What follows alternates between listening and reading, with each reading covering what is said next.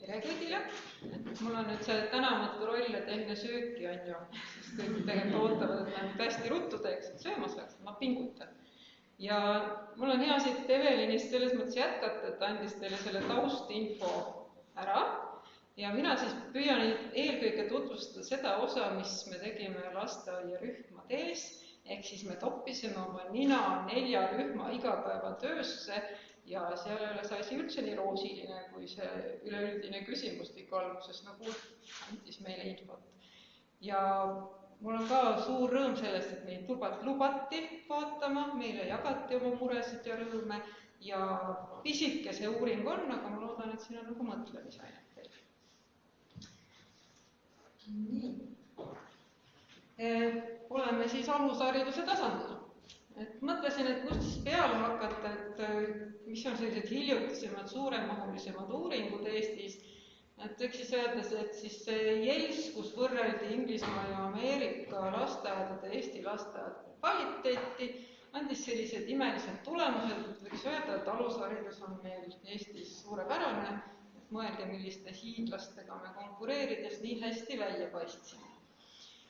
Ja mille üle me siis juba lasteaias uhked võime olla, me leidsin sealt aruandest ka selle uletuse, et võib-olla sellepärast PISA tulemust ongi nii head, et lasteaiad on meil niivõrd head. Nii et mine tea, aga kui lugeda seda aruannet niimoodi põhjalikumalt, siis mina leidsin need all 2 olevat mõtet. Et tegelikult on Eesti laste arengutase 5-aastaselt siis suhteliselt erinev. Mis tähendab, et kui keskmine on ilus, ei tähenda see, et me suudame nende otstega, kes on tavapärasest erinevad, suurepäraselt toime tulla. Ja teine mõte on siis ikkagi see, kuidas õpetajad vajavad tuge ja abi, et tulla siis tõesti ka vastu nende laste vajadustele, kes on teistest erinevad. Selles konkreetses uuringus oli kirjas, et seal oli siis 13% lastest arenguliste iseärasustega, ja valdavalt olid nad jällegi, ütles, käitumisprobleemid, mis viskab esile nii koolides kui lasteaedades. Nii et ühelt poolt võiks siis öelda, et alusharidusega on hästi, ja teiselt poolt on meil siis seesama termin, millele Edgar ilusti tähelepanu juhtus, et kas siis kaasame või saavutame uhkeid tulemusi kõikjal ja võistlustel. Ehk siis teiselt poolt on meil siis see teema, et me üritame nii eakohase arenguga kui erivajadustega lapsi õpetada võimalikult koos.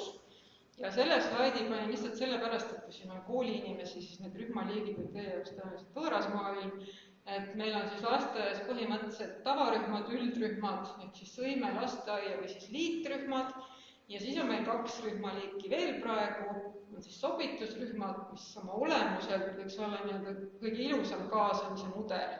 Ehk siis erivajadustega laps on täiesti teadlikult sobitatud kokku tavalastega, nad õpivad ühes lasteaiarühmas. Ja erirühmad, kus on ainult erivajadustega lapsed, siis seda siis mingite seisukohtade järgi ei saa pidada kaasamiseks, kuigi kui ta on kodulähedases lasteaias, siis nagu on ka vanju. Selline nii ja naa.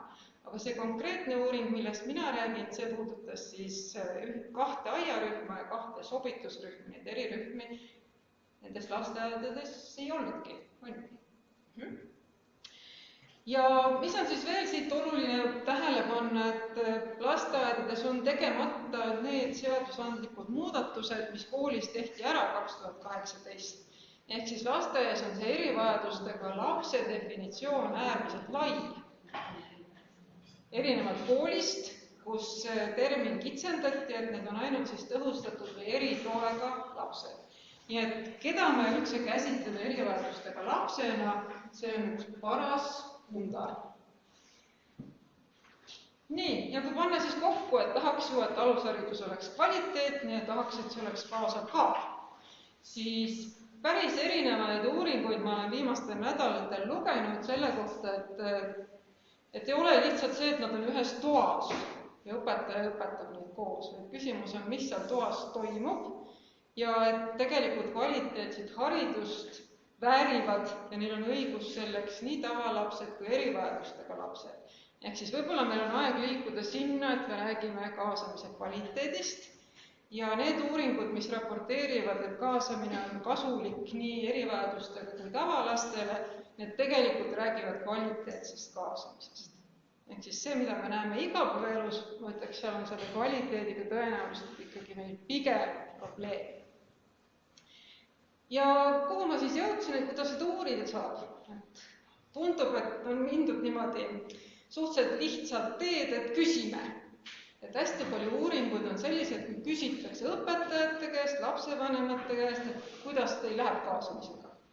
Siis teine on, et küsitakse siis enesehindamise, tähendab, palutakse õpetajatel või siis ka lapsevanematel endal hinnata olukorda, et kuidas sa toime tuled. Kuidas sa tunned ennast selles või selles teemas näiteks, mis puudutab erivajadustega lapsi. Ja minu rõõmuks tuleb ikkagi ka neid uuringuid, kus on kasutatud vaatlust, ehk siis minnakse ikkagi koha peale ja püütakse hinnata, et kas see siis toimib või ei toimi. Ja liigutakse ka selles suunas, et hinnata on muidugi tore, aga mis siis edasi saab, ehk siis kui uurida, siis võiks uurida neid aspekte, mida on võimalik muuta, ehk siis hinnata enne, teha muudatusi ja siis hinnata uuesti. Mida uuritakse siis kvaliteetse kaasamise juures? Et üks inglise autor on 2012 teinud siis niisuguse vahendi, mille sisu te siin näete, see Sokakou, ma isegi ei tea, kuidas hääldatakse, aga põhimõtteliselt Inglismaal on ta siis uurinud ja seda vahendit kasutatakse päris mitmes riigis, ehk siis ta tundub olevat mitte kultuurispetsiifiline, aga et meile seda kättesaadavalt ei olnud, aga miks ma näitan, on see, et tegelikult see, mida me uurisime ise vahendit luues, me püüdsime üsna sama asju uurida. Ja teine on see, mida me siis kasutasime asutuste eeluuringus, millest Evelin rääkis, et vaatasime lasteaia osas ka siis seda enesehindamise skaalat, mis lasteaedadele Euroopa tasandil on välja antud. Nüüd siin on siis näha see erivajaduse definitsioon lasteaedades. Ehk siis, kui sa vähegi millegi poolest erined, oledki kohe erivajadustega laps. Ehk siis ka uuringus me jõudsime tavarühma, kus õpetaja ütles, et tal on 10 teistest eristuvat last. Üks neist oli siis koolivälise nõustamismeeskonna soovitusega ja ma ei taha öelda, et teistel ei oleks sellest põhjendust, me lihtsalt ei tea. Nii et tähtsad on need mustad kohad siin minu jaoks, et laps on erinev ja ta on nii palju erinev, et õpetajad midagi muutma hakkama. Ja meie uuringus läksime just selle poole peale, mida siis õpetajad muudavad, mida nad arvavad, et tuleks muuta ja kas nad päriselt ka muudavad või nad ütlevad, et nad seda teevad.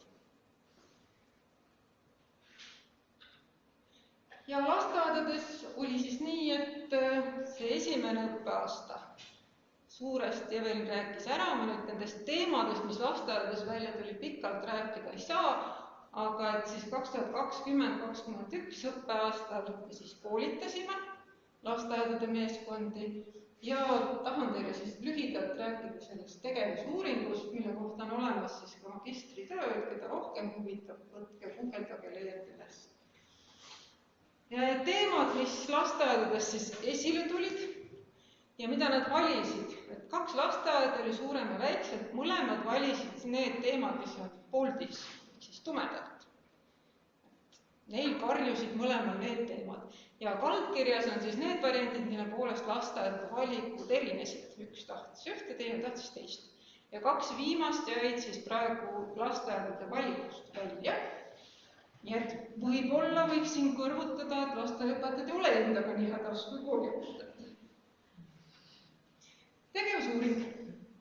Mina kui koolitaja, õudselt vaevab see küsimus, et ma muudkui koolitan ja siis öeldakse, et kasu mitte midagi. Ehk siis mõte oli see, et midagi peab selle koolituse juures olema või seda peab teistmoodi, et sellest oleks tolku. Ehk siis meil oli see mõte, et peaks kuidagi toetama neid mõtteid, mis koolituses antakse, et neid päriselt ka rakendataks. Nii et me tekitasime sellise kombinatsiooni, et kõigepealt kaardistasime siis 4 rühmas olukorra, vaatlesime, küsitlesime, siis õppejõud koolitasid, asutuste õpetajaid, sealhulgas nende rühmade õpetajaid, kes meil tegevusuuringus osalesid. Siis nende rühmade õpetajaid me nõustasime, ehk siis nemad said ise öelda, mis teemasid nemad tahaks arutada Iga nõustamine lõppes siis kokkulepetega, igas rühmas tegime 3 kokkulepet, mida õpetajad siis umbes 2 kuu jooksul rakendasid ja siis oli järeluuring, me vaatasime, kuidas siis läinud on, mis nad ütlevad, kas toimis või toiminud. Ja see mudel võiks olla niisugune, mida ma julgen siis ka selle uuringu najal soovitada, ehk siis tundub, et õpetajad vajavad, et keegi võtaks käest kinni näiteks, kuidas tema rühmas seda saab kasutada, mida seal loengus räägiti. Aga mul on üle aega, ma pean juttu tegema. Nii, et põhimõtteliselt oli 4 rühma, rääkisin teile juba juttu ära, nii et meil oli siis hindamine enne ja pärast ja vahepeal oli sekkumine 2-etapiline, et koolitused pluss nõustamine. Nii, ja tulemustest saab siis juba hakkasin teile rääkima, et õpetaja arvates on tal väga palju neid lapsi, kes on teistest erinevad. Et vaatlejad seda küll ei näinud. Veel kord, need piirangud jäävad siia uuringusse ka sisse, see oli see õppeaasta, kus lapsed puudusid palju ja võiski olla nii, et see laps puudus see päev, eks ju. Aga kui te neid numbreid võrdlete, siis see on ikka üüratu vahe. Ja teine siis, mida õpetajad rakendasid, ütlesid, et nad teevad keskkonnas kohandusi teistmoodi teevad, millest nad tahtsid meiega rääkida ja mis muudatusi me pärast nägime, et väga niisugusel robustsel moel võiks siis öelda, et need on ruumis tehtavad muudatused, suhetes ja suhtluses tehtavad muudatused ja õpetamisel tehtavad muudatused. Ja kõik nad tulid tegelikult uuringu erinevatel etappidel kenasti esile. Mis nad koolitustest ja nõustamisest arvasid? Et oli kasuks, nagu näete, et said teadmisi juurde. Nõustamisel juhtus niimoodi, et ühe rühmaga meil ei läinud väga hästi. Seal oli ka see probleem, et näiteks käitumisprobleemidega toimetuleku koolitusel need õpetajad millegi tõttu ei osalenud. Ehk siis ainult nõustada ilma eelneva koolitusega, see ei tundu ikkagi efektiivne. Ehk siis koolitus eraldi ei ole efektiivne ja nõustamine eraldi tundub nagu ei toimiks hästi.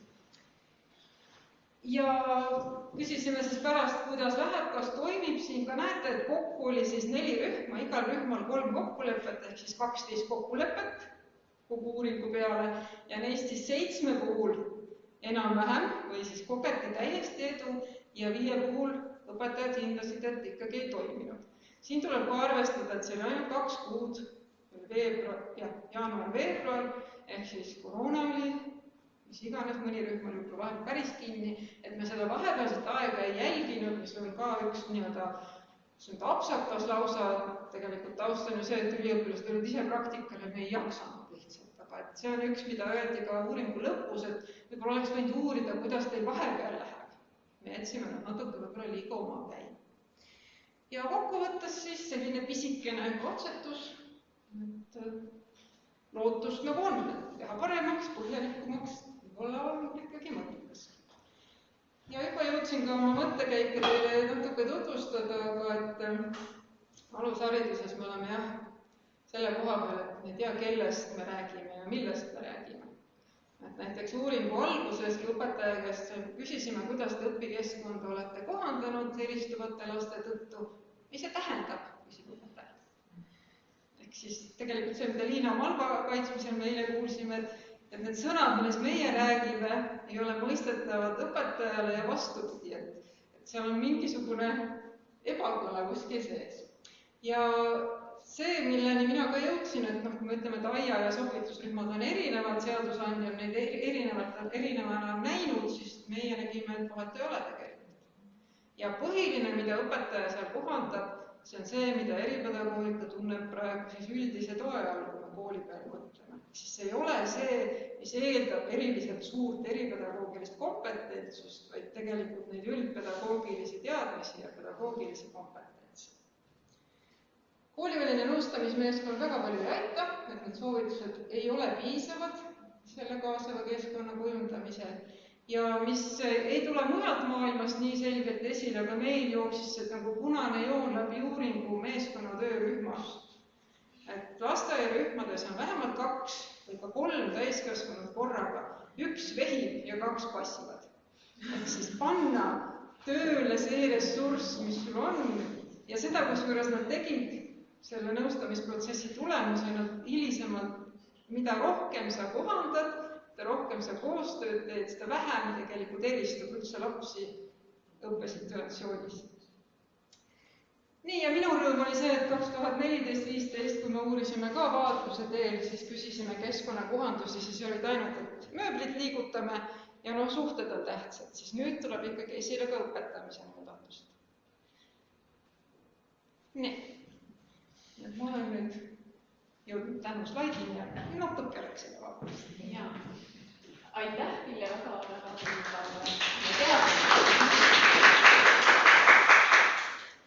nii, kas on tekkinud küsimus? Jaa.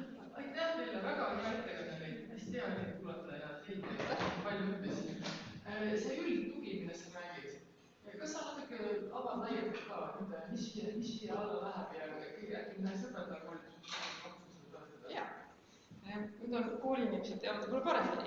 Põhimõtteliselt on niimoodi, et koolides 2018 muudetes ja see siis ära, et on eristuvad lapsed siis vajavad erineval määral tuge. Mina ütleks niimoodi, et need lapsed, kelle areng põhimõtteliselt on eakohane, kes on näiteks muukeelsed või kes on andekad, kes ka eristuvad, siis nendele sellest üldisest toest piisab, et õpetaja arvestab nendega rohkem, individualiseerib, kui vajadab natuke individuaalselt või väiksemates gruppides. Koolis käib sinna juurde ka õpiabi ja tugispetsialisti teenus, aga näiteks lasteaias ma täna hommikul just arutasin ministeeriumi ametnikega, et kas lasteaias õpiabi ju ei ole, eks ju, mis see siis lasteaias on, see tegelikult on praegu defineerimata. Aga teised toemäärad, tõhustatud ja eritugi on siis tõesti need, kus me võime julgemini öelda, et see on erivajadustega laps ja tuleb teha midagi spetsiifilisemalt. Minu jaoks sealt hakkab see vajadus eripedagoogilise kompetentsi järel. Praegu me siin nõustasime pigem üldpedagoogilist poolt. Jah. Et selleks, et seda eripedagoogilist poolt või spetsiifilisemat osa teha, selleks me peame lapsest palju rohkem teadma, kui meie siin praegu uuringus sihiks võtsime. Minul on küsimus selle kohta, et sa tõid välja, et koolitus üksi ei piisa, nõustamine üksi ei piisa, nagu mõlemad. See on minu tunne, vaata vähese uuritavate grupp oli pisike. Aga ma just mõtlesin, et kuidas seda nagu skaleerida saaks, et neid lasteaiaõpetajaid meil on ju 8000. Me ei jõua kõigi koolitada ja me ei jõua veel vähem nõustada, nõustamisprotsessi on seda veel kauem ühesõnaga, et kas te nagu uurisite ka seda, et kuidas see lasteaed ja oma meeskond saaks tegelikult seda rolli nagu rohkem võtta ja paljudes on ka olemas e-pedagoog või logopeed ühesõnaga?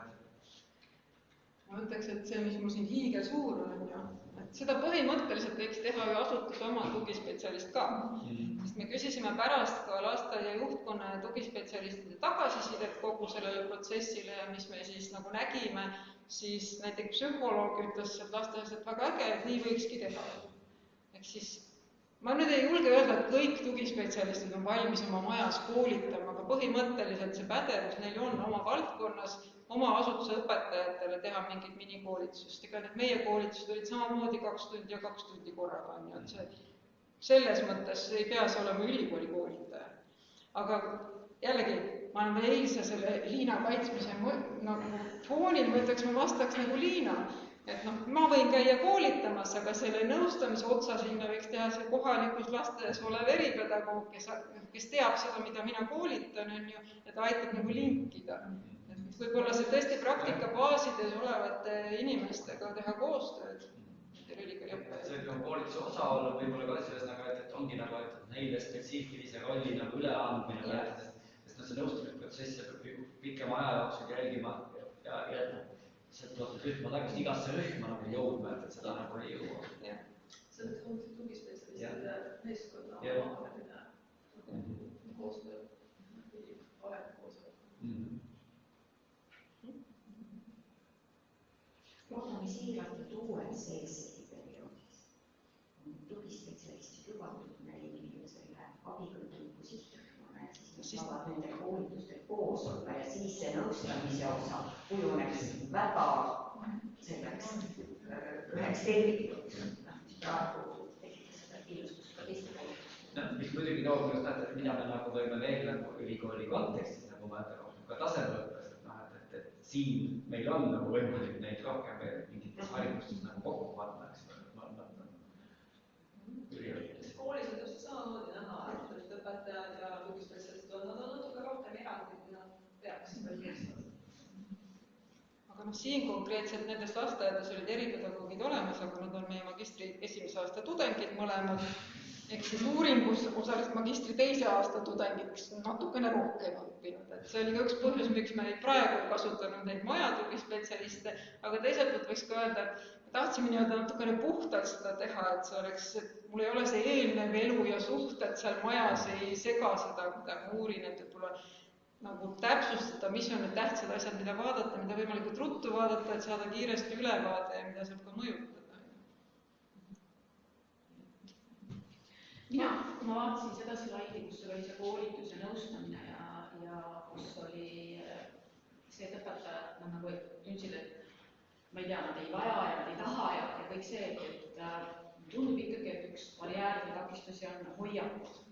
Et ma ei tea, millised sinu meelest suurimad barjääride takistused on sellest saaks ja baasharidusele? Ma olen nagu ettevaatlik selles osas, kui me ütleme, et see üks takistusi enne, kui seda ära ei võeta, enne ei toimu midagi. Et see on seesama, et kaasavat hariduses enne teha, kui me kõik oleme selleks valmis, eks ju, seda nädalas 3. põlvkonnas.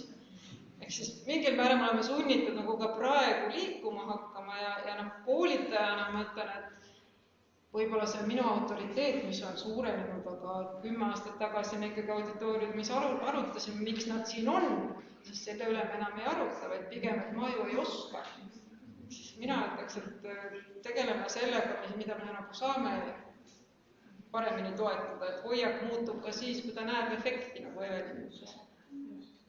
Jah, et ma siin ka näen, et meie õpetajakoolitajana õppekavades saame ikkagi sellele siin õpetajates tuleviselt rohkem tähelepanu, et see on tavaline või tavapärane, ma lähengi sinna tundi või tegevusi läbi viima, et mul on mitu kava seal ees, et ma ei lähe ühe lähenemisega ainult. Aga võib-olla ühe kommentaariselt ütlen, mida õpetajad veel tahaksid. See on ikkagi see, et koolitad ja see raamatutarkus meie rühmas ei toimi, et tule näita mulle ette, et tehke ikka näidistegevusi. See on selles mõttes nagu tore ootus, aga lapsed on mulle kõik võõrad. Kogu see kontekst on võõras, et see loodetav efekt on see, et ta nägi ise ka, et ei saa. Ehk siis niisugust asja ma ütleks, et ma saan ootusest aru, aga realistiks ei ole, et me nüüd näitame mingit ideaalset tegevust sellises grupis, keda me ei tunne. See peaks seal 2 kuud töötama. Mingid näidisvideod on nagu toredad, aga seal ongi see eeldus, et teistki mind nagu eeldusele, et õppijad nagu kogu aeg see, et on olemas mingi retsept, et ma nüüd hakkan siis tegema igas lasteaiarühmas nagu sama asja, teises kohas see ei tööta. Mõni asi on universaalne võib-olla, eks ole, aga enamasti on ikkagi mingid nüansid, mida võib-olla ei panegi nagu tähele ja testid ja mitte ainult lastest, vaid ka sellest õpetajast sõltub, eks ole. Ühel õpetaja ei sobi lihtsalt teatud tegevus teistmoodi sama eest. Meie lapsed on nii erinevad sellest. Aga siin ma mõtlen, et mida sa ise ütlesid selle lahendusele. Ja ei pannud tähele. Jaa, see, et need sama tugispetsialistid tulevad sama koolitusele sinuga koos, nad on tammukene ees ja nad teavad sinu keelt. Nad teavad, mis sa teed, ja nemad teevad seda konteksti, nemad saavad aru, et nemad on need nõustajad. Mina täna sellesse uhte olukorda, sest meil ei pruugida lasteaias olla ühtegi tugispetsialisti. See on teine probleem, ma arvan, et see inimesed, kes siin on oskavad, ainult see indiviid, kes juhatab ja lapse sinna tähendab kolmandasse. Täna hommikul anti ikkagi lootust, et tugispetsialist jääb lasteaia koos. See on uus süsteem. See seadusandlus pidi kevadeks vist valmis. ja tugispetsialistist ikka ära ei kao. Algne variant oli ka, et direktori õpetaja peab